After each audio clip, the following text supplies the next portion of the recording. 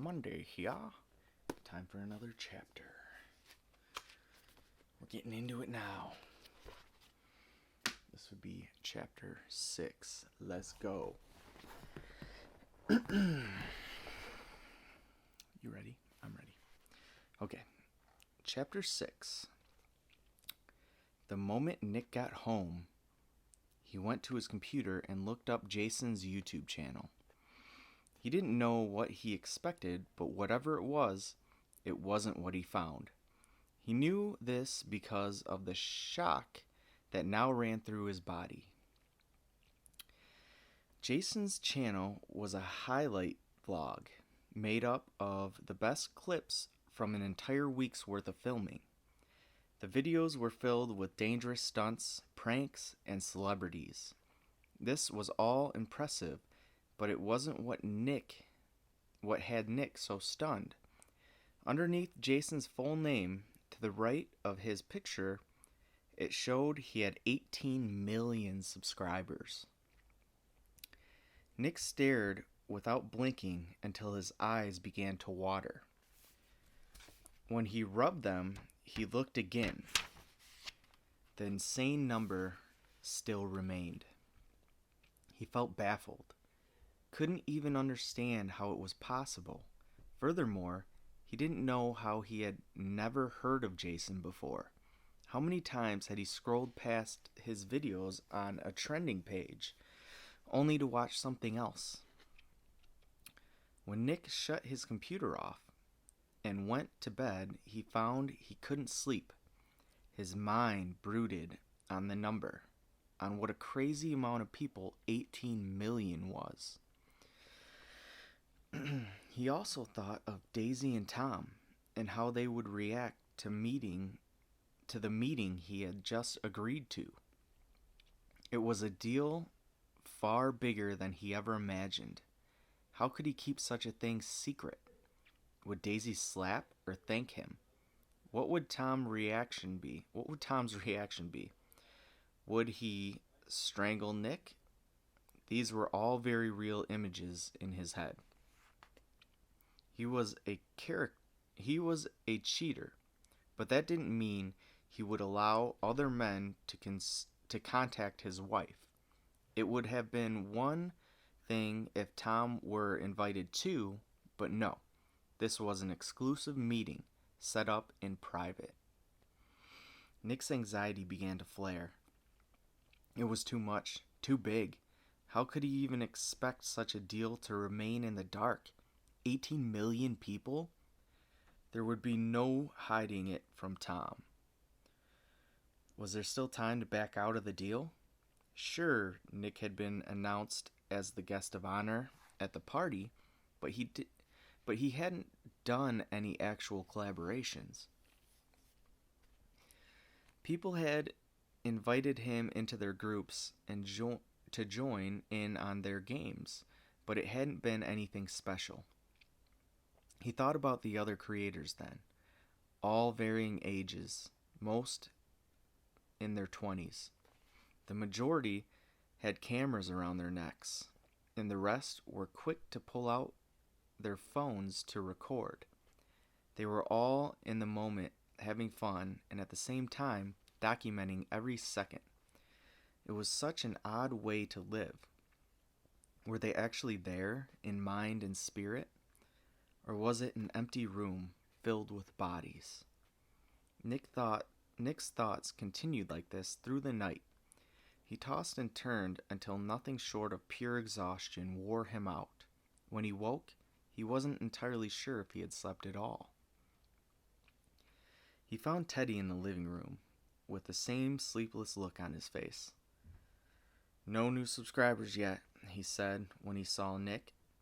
"I think I got lost in the crowd." Nick continued to walk closer. "Teddy, this was a bad idea. I shouldn't have made that deal with Jason." Teddy sat down the controller and gave Nick his full attention. "This is a good idea. We need the connections." "No," said Nick. "We just need to keep working hard." My mouth is dry. I don't know if this mango seltzer water is going to cut it. My mouth feels instantly dry after, but we're going to push through. Or we could not work hard. I can't sell out my cousin in front of 18 million people, said Nick. He deliberately left out the fact that he was afraid of Tom's reaction. Teddy looked confused, borderline angry. Why do you always do this? Do what? Chicken out every time something positive happens. I don't, said Nick, but it's not right to use my cousin, and I never even asked her permission. Teddy scoffed. So now you care what she thinks. Probably could have used some of that the other night when her husband was cheating on her right in front of you. It was a low blow, and uncalled for, especially considering Teddy had been right there with him. Nick could feel the heat rising, his heartbeat increasing. He wanted to point his finger and shout, to tell Teddy off, but he knew it wouldn't do either of them any good. Instead, he bottled the rage. He could use that anger. Let it become the fuel for motivation. He decided in an instant that he was going to solve this problem, going to march next door and tell Jason that he was out, that if he wanted to collaborate, he could do it with an honorable deal.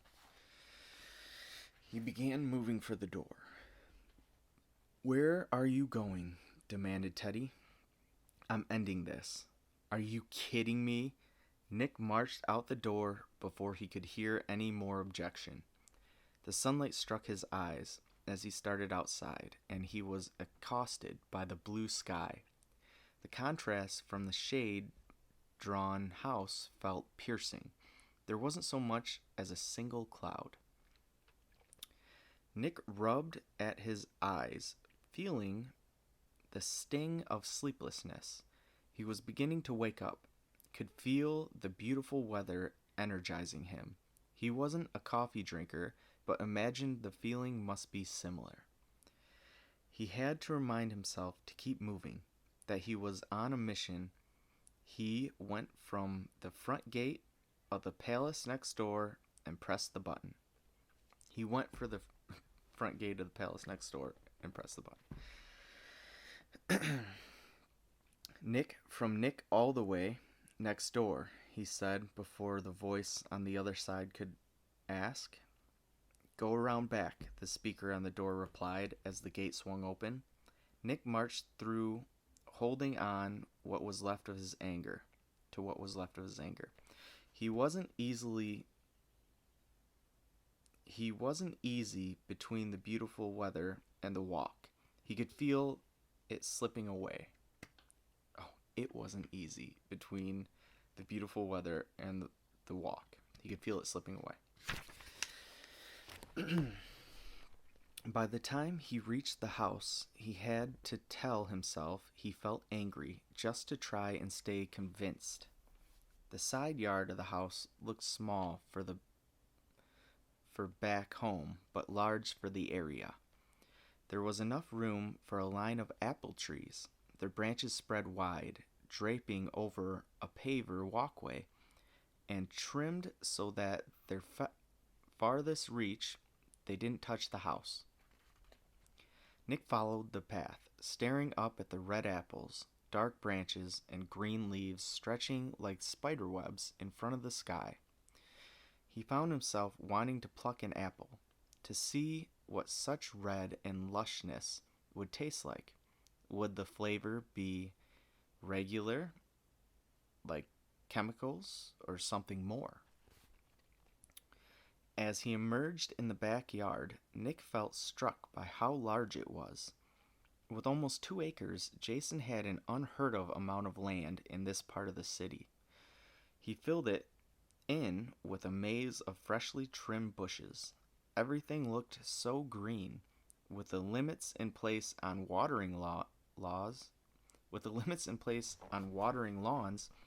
Nick had to wonder how the grass kept its color.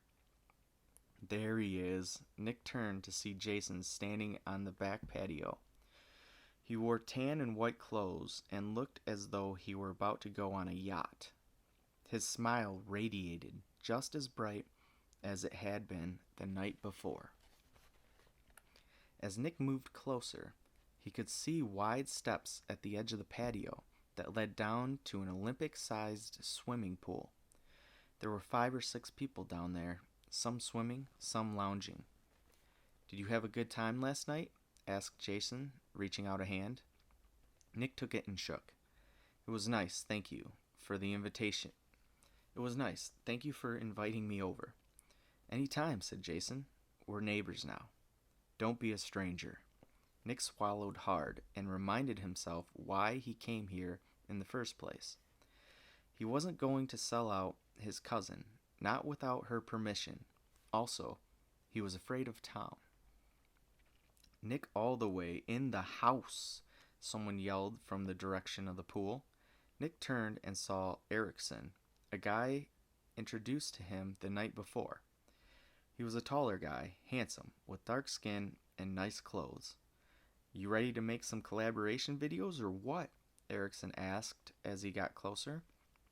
Nick hesitated, then said, "That's kind of why I'm here. I think it might have been premature for me to make that deal last night." "Deal?" asked Erickson. "The one with my cousin?" Erickson shrugged, and Jason shifted uncomfortably. "I don't know anything about that," said Erickson. "My only deal is that we try to get one video for each channel. I call it cross-pollinating. Your subs see me, and my subs see you." "Oh," said Nick. "Well then, yeah, that sounds good." Jason cleared his throat. "How many subs do you have now, Erickson?" "I crossed 900,000 last month." A wide smile spread across Erickson's face. "YouTube's probably already processing my gold play button." Nick's eyes went wide at that. It might not have been 18 million, but it was still a giant number. After Tom and Daisy, and now Jason, he didn't know anyone with a silver play button for reaching 100,000 subscribers, let alone almost 1 million. "What's that worth a month?" Jason pressed. Erickson thought for a moment. "It depends on how many of my videos get demonetized, but on average I make around 8,000 a month. If I can swing a few sponsors, I should make just shy of 120,000 this year." "Wow," said Nick, unable to hide his astonishment. "That's almost double from where you were when we first met," said Jason. "No complaints here," Erickson agreed. "Who knows where my numbers would be today if that never happened." "I'm sure they'd still be good," said Jason. Erickson lifted his arms and tilted his head in an exaggerated shrug. "That's pretty cool," said Nick, feeling completely outmatched. Someone jumped into the pool near where a few people were sunbathing, splashing them with water. For a moment, it pulled Nick's attention, bringing him back to the luxurious backyard. He could smell the chlorine. It felt nice, bringing a sense of nostalgia for summer days back home. "It's not what you know," said Jason. "It's who you know. YouTube isn't any different." When Nick looked back, he found Jason's eyes were locked on him. "In fact, I would say it's far more important with YouTube," he went on. "I hear that," said Erickson, but Jason's eyes remained on Nick. "Channels fade and die every day," said Jason, his ever-present smile fading. "In a way, it's like that death of oneself. To put so much work into something only to see it slide slowly into obscurity. Your subs begin to unsubscribe as your hope wanes. The hopelessness causes your passion and drive to disappear." Jason's smile faded. He crossed his arms, almost as if to cradle himself. "With no drive, no effort, the channel decays faster. Before long, it's just an empty shell and there's nothing left. It's all over." When he stopped speaking, no one replied. Erickson stared down at his feet while Nick tried to look anywhere but back into Jason's eyes. "Let's hope that doesn't happen to any of us," said Erickson, after it became apparent the silence was going to stretch on indefinitely. "I'll meet you guys down at the pool." As he walked away, Jason stayed locked onto Nick. It felt like being dead center in a spotlight. "You're a growing channel," he said when Erickson was out of earshot. "But it's not fast enough. There's too many other channels that are similar to yours, with thousands being added daily. If you don't do something about it, you're going to get lost in the crowd." "What do you want me to do?" asked Nick. "Put me into contact with Daisy, and I'll see to it personally that your channel doesn't suffer that fate. We'll start right here and right now with a collaboration on my channel." Nick hesitated, remembering the whole point of him coming over that morning. He wasn't going to force his cousin to do something without her permission, and more importantly, he wasn't going to get killed by Tom. "Isn't that why you and your roommate came out here?" he asked. "You wanted to succeed on YouTube, to make it big time. That is what I'm offering you." "You want me to sell out my cousin?" "No," said Jason. "I just want to meet her, talk to her. Beyond that, it's up to her." Nick kicked a spot on the ground, knocking dirt off of a paver. "I don't know." Jason put his hand on Nick's shoulder, making him look back up. I'm not going to push anything onto your cousin. I just want to meet her." Nick froze in the intensity of his gaze.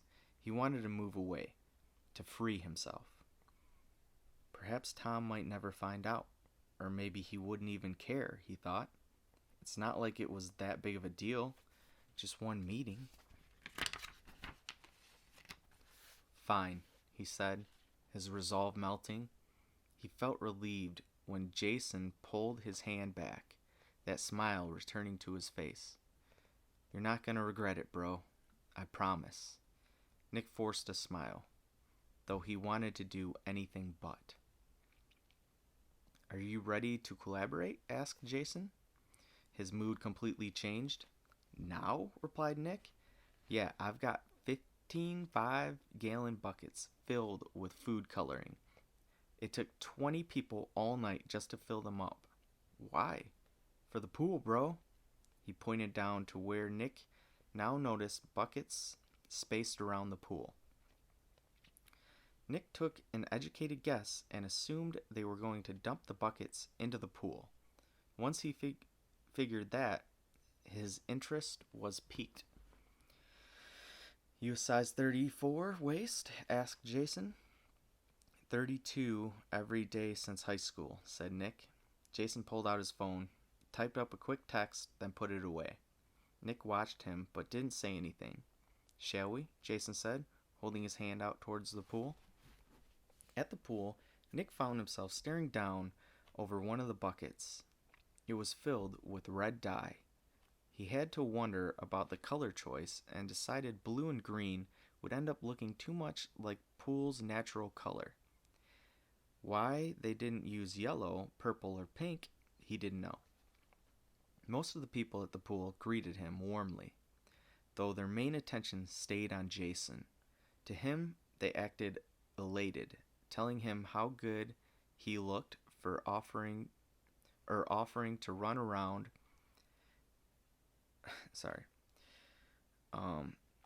Most of the people at the pool greeted him warmly, though their main attention stayed on Jason. To him, they acted elated, telling him how good he looked or offering to run errands he had not asked for. When Jason moved near, all eyes drifted towards him. "This is going to be awesome," said Erickson after Nick finished inspecting one of the buckets. "Like a giant Bloody Mary, am I right?" Nick couldn't help but laugh at his enthusiasm. For a moment, he pictured olive and celery pool floats, but pushed the thought away, knowing there was no time. "This is definitely going to be something," said Nick. I wonder who gets to be the first one in, said Erickson, half to himself. Nick eyed the red dye again. Someone's going to swim in that? It wouldn't be a proper viral video if they didn't. Is it safe? Erickson bent down and dipped his fingers into the bucket. He inspected it for a moment, then began to flick it away. I don't see how it couldn't be. It's just food coloring. Nick knew he had a point. People put it in their food. How much worse could it be to swim in? It wasn't long after that Nick spotted someone he didn't recognize walking down from the house. They were carrying a red pair of shorts that they handed off to Jason. Jason took the shorts, then waved for Nick to come over. Size 32, Jason said when he drew close. Nick took the shorts, wondering where they had come from. It couldn't have been more than 15, maybe 20 minutes since he had told Jason his waist size. Did he have people all over the city waiting to go do him favors? These things are bubbly.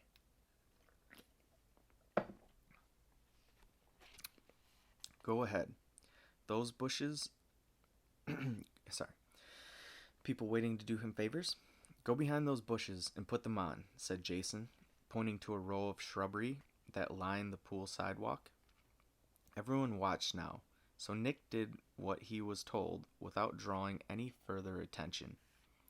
On the other side of the shrubbery were even more curated plants, making a completely private area that cut off the view from outside. Nick had to wonder if this space was there specifically so people could change for the pool. Bathing suit on, Nick reappeared poolside to find Jason with a camera slung around his neck. Looking around, he noticed that more than half the people were doing the same. Okay, Nick, said Jason. I need you to say, let's do this, into the camera, and then pour one of those buckets into the pool. Nick wanted to question the suddenness of it all, to ask for further instruction, what inflection he should use, if he should throw the dye out far or dump it straight down. Unfortunately, Jason already lifted the camera to his eye, and each bucket had someone standing at it, waiting for his lead to start dumping. Instead of questioning, Nick steeled himself. He took a deep breath, looked into the camera, winked, and said, "Let's do this." He walked to the only free bucket, with no one standing at it, doing his best to ignore the fraying in his nerves, picking it up, and threw the bucket as far as he could into the center of the pool. The moment the bucket left his hands, he knew he had messed up. Knew he was only supposed to throw the contents of the bucket in. His heart sank. He had been given one task and blew it. How furious would Jason be? He would have to drain the whole pool and replace that much food coloring just to fix it. Nick turned to Jason to apologize, but Jason looked past him. He was adjusting the camera lens, zooming in on the bucket. Nick's focus shifted then to the blood red pouring out of the bucket like some plastic creature with a ghastly wound. Around the pool, everyone poured their buckets as other cameras filmed on. In front of them, the water became dark and red until the bottom was no longer visible. "Now jump in," said Jason. Nick looked over at him and found the camera staring back. "Do a cannonball or a flip or something," Jason went on. Nick still wanted to ask questions, to stall for time, but the camera continued watching. Back home, Nick and his friends had always challenged themselves to do flips into the pool. Pulling on that knowledge, Nick turned his back to the water and leaped. He watched his feet go over his head, then the water reappear in front of his face, and then he went under. Silence filled his ears, and a slight stinging sensation overtook his thighs. When he emerged a moment later, everyone cheered. Nick couldn't help but feel elated. He swam to the edge and found Jason waiting with a towel. Nick took it and began drying himself. "That's my end of the bargain," said Jason. "Now it's yours." Nick looked up from drying his hair to see Jason holding his phone. Nick stopped what he was doing. Did he want him to call Daisy right at that moment? Nick took the phone slowly as Jason watched. He paused again, then continued when he saw Jason's eager face. He clicked on Daisy's name, then held the phone to his ear. It rang twice before she picked up. "What's up?" she asked. Nick cleared his throat. "Hey, I was thinking, you haven't seen my house yet." "Oh," said Daisy. "I guess I haven't." "You should come over sometime soon." "Sure, good idea, cuz." "Tell her not to bring Tom," Jason whispered. "Don't worry about bringing Tom," said Nick, cringing as the words came out of his mouth. "It'll be a cousin's day." He could hear Daisy laugh on the other end. "Okay." "Get a time," Jason whispered. "How about this week sometime?" Nick asked. "Sure," said Daisy. Nick nodded, even though he knew she couldn't see. "Okay, cool. Well, I'll see you then." Daisy laughed again. "All right." "Okay, bye," he said, feeling the awkwardness sinking deeper into himself. See ya." Nick clicked end before the conversation could grow any more uncomfortable. He wanted to bury his head in a hole. Jason's smile gleamed. "Nice work, bro." Nick forced a tight-lipped smirk, though that felt far from what he wanted to do. The conversation had felt so awkward. He wanted to walk away or to beat his palm into his forehead until all of the embarrassment seeped away. Jason patted him on the back. The gesture was the opposite of how he felt. That's chapter 6. The date has been set.